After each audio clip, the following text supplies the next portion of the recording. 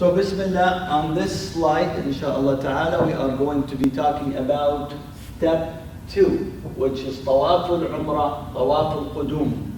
This is called Tawaaf al-Umrah or Tawaaf al-Qudum. And this Tawaaf is also considered to be one of the pillars of your Umrah. So this is something that must be done and cannot be rectified with a slaughter or blood or anything. So it must be done. So we are going to be, when we do the Tawaf, it is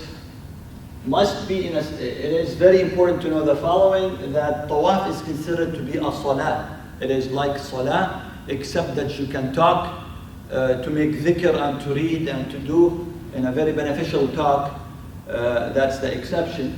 But it is really like a Salah, and it requires tahara, wudu and cleanliness.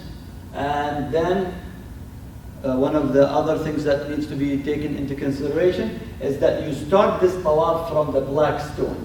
You start from the black stone. You raise your hand, because most of the time, as you can see, in the time of Hajj, it is extremely crowded, and it would be extremely difficult for you to actually perform the Sunnah the way Prophet ﷺ did it, by actually touching the black stone and kissing it.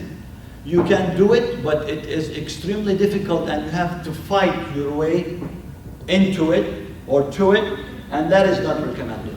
Touching and kissing the black stone is considered to be Sunnah. However, fighting your brothers and sisters, pushing people and shoving them around is not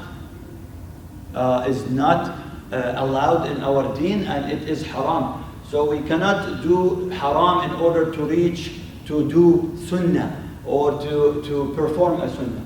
So my recommendation is, from far, you can wave, raise your hand, and start your Tawaf by saying Allahu Akbar or Bismillah Allahu Akbar, and you start your first. But before you start, there are things that we need to talk about.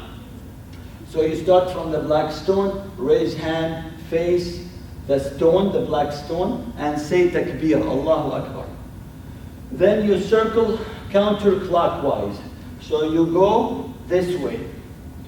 And the other things that we need to take into consideration, and this has to be, this is only for men, and that is the raml. Remember the terminologies, the term that we say raml, which is the fast pace or the jog. So this is the fast pace.